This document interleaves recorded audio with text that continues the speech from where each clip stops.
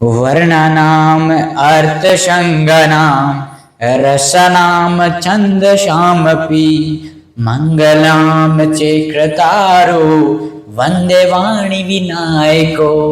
नमस्कार दोस्तों, स्वागत है सिया राम स्टडी चैनल पर। और बात करने वाले हैं बाल राम कथा पुस्तक की हिंदी की कक्षा 6 की हिंदी की पूरक पुस्तक बाल राम कथा पुस्तक के तृतीय अध्याय वरदान दो वरदान पाठ के भाग 2 की बात करने वाले हैं।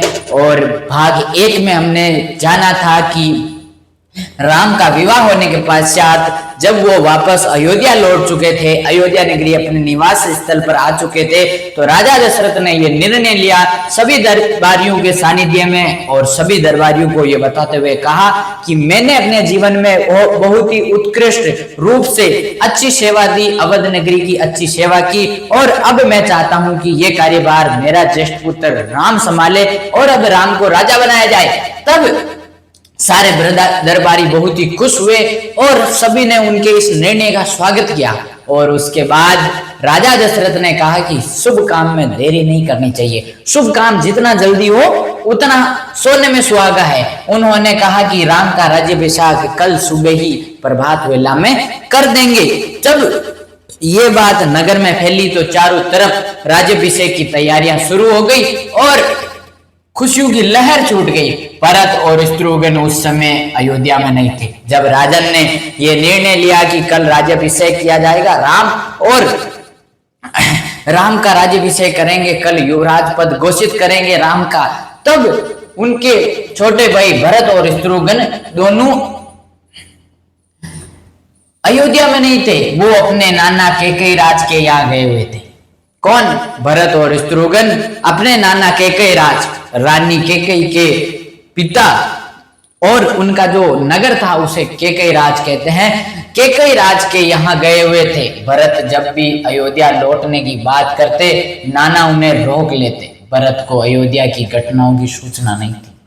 जब अपने यहाँ कैकेयी राज के यहाँ निवास स्थल पर भरत और शत्रुघ्न जब भी बोलते नाना को कि नाना अब हमें जाना चाहिए, अब हमें अयोध्या की याद आ रही है, अब हम अयोध्या वापस लौटना चाहते, लेकिन उनके नाना कहते नहीं, 2 दिन और रुको, 4 दिन और रुको, बाद में चले जाना, कहाँ जाना है, यहाँ पे भी आपका ही घर है।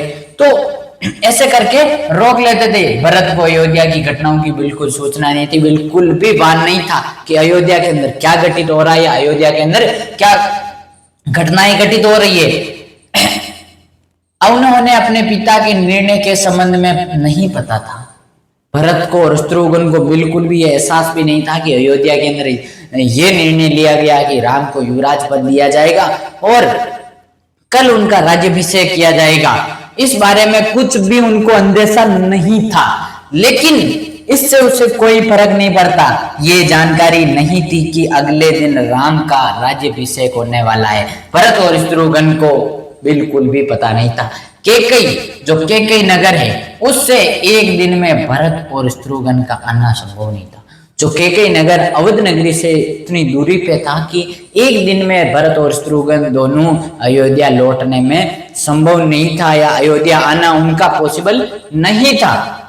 राजा दशरथ ने इस संबंध में राम से चर्चा की कि भरत यहाँ नहीं है, पर मैं चाहता हूं कि राज्याभिषेक का कार्य नहीं रोका जाए, कि भरत आपके जो छोटे भाई हैं भरत और शत्रुघ्न वो इस समारोह में शामिल नहीं है, यहाँ पर मौजूद नहीं है, लेकिन मैं चाहता हूं कि यह कार्यक्रम नहीं रोका जाए। उन्होंने राम से कहा कि जनता ने उन्हें अपना राजा मान लिया है या अपना राजा चुन लिया है, तुम अपना राज धर्म का पालन करना है।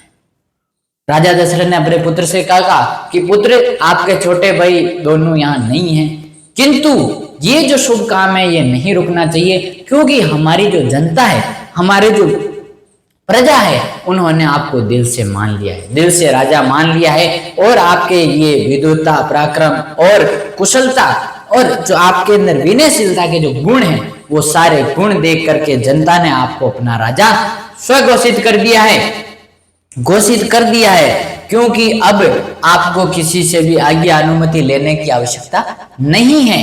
तो आपको अब राज्याभिषेक की तैयारियां शुरू कर देनी चाहिए और आपको अपना राज धर्म का पालन करना चाहिए कि पुत्र, आप ये नहीं सोचें कि मेरे भाई नहीं है तो मैं इस समारोह में, इस आयोजन का भाग नहीं बनना चाहूंगा या इस आयोजन को रोका जाए, ऐसा आपके मन में विचार नहीं लाए। आप अपने राज धर्म का पालन करें, क्योंकि आपके भाई भी आपकी जनता की जो निर्णय है, आपकी जनता की जो आशाएं हैं, आपकी जनता के जो विचार है, उनसे प्रभावित होकर, उनसे जनता के विचारों को मानकर या जनता के विचारों को समझकर, जानकर भी आपके भाई भी खुशी होंगे। आपके भाइयों के भी अंदर तनिक भी इस बात की भावना नहीं आएगी कि हमें पूछे बिना भाई को युवराज का पद दे दिया। कुल की मर्यादा की रक्षा करना अब तुम्हारे हाथ में।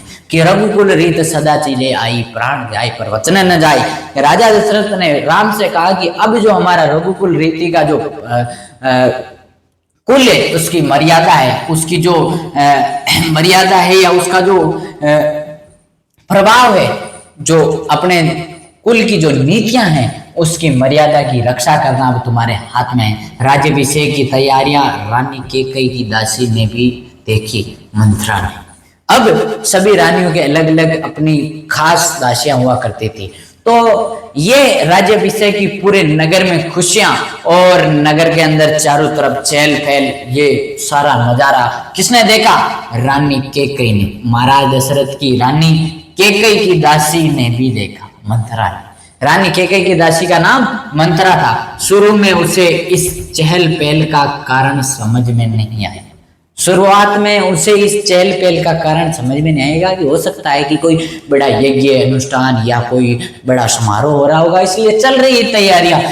कारण समझ में नहीं आया उसे, इससे कोई अन्य अनुष्ठान समझ में, इतनी रौनक, इतनी सजावट, ऐसा कुछ उसने अन्य अनुष्ठानों में नहीं देखा। पहले तो उसे समझ में नहीं आया, उसे लगा होगा कि कोई छोटा मोटा यज्ञ वगैरह होगा, तो कर रहे तैयारी। लेकिन फिर उसने जैसे जैसे आगे बढ़ी महल की तरफ और उसने देखा कि गजब गजब अद्भुत सजावट कर रखी है, चारों तरफ महल को एकदम रौनक कर रखा, चकाचक। तो उसने इतनी सजावट पहले कभी नहीं देखी थी और इतनी सजावट देख के उसे लगा नहीं था कि ये कोई अनुष्ठान के लिए तैयारी, ये तो कोई बड़े समारोह के लिए तैयारी हो रही है। फिर बाद में क्या किया, उसे अचंभा हुआ, आश्चर्य हुआ, एकदम से वो आश्चर्यचकित हो गई कि ऐसा क्या हो रहा है कि मुझे कुछ समझ में नहीं आ रहा। अचंभा हुआ। फिर उसे रानी कौशल्या की दासी, अब उसने क्या किया, अपनी जो सहेली थी, अपनी जो सह कर्मचारी थी, रानी कौशल्या की दासी से पूछ लिया। रानी कौशल्या की दासी से पूछा, तब उसे पता चला कि कल राम का राज्याभिषेक होने वाला है। कि कल क्या होने वाला है? राम का राज्याभिषेक होने वाला है। किसने पूछा? मंथरा ने कौशल्या की दासी से पूछा कि ये जो तैयारियां चल रही है, सजावट की जो इतनी रौनक है चारों तरफ, इस रौनक का कारण क्या है, मैं भी जानना चाहती हूँ। तब कौशल्या की दासी ने कहा कि अपने युवराज श्री राम का कल राज्याभिषेक होने वाला है, उसी की खुशियों में ये सब तैयारियां चल रही है। जैसे ही मंथरा ने ये सुना तो उसके तो कान खड़े हो गए और इसके बारे में हम जानेंगे अगले वीडियो में। तब तक के लिए आपको इंतजार करना पड़ेगा और आपको क्या करना है, सपोर्ट कैसे करना है, मुझको उत्साहित कैसे करना है और मर्यादा पुरुषोत्तम श्री राम के लिए और अभी बहुत कुछ करना बाकी है। यह तो सिर्फ शुरुआत है, अभी तो हमें बहुत लंबा चलना बाकी है। चलिए आज के वीडियो का यही इत्तिसिदम करते हैं और मिलते हैं बहुत जल्द आपको अगले वीडियो में। तब तक के लिए जय सिया राम, राधे राधे, नमस्कार।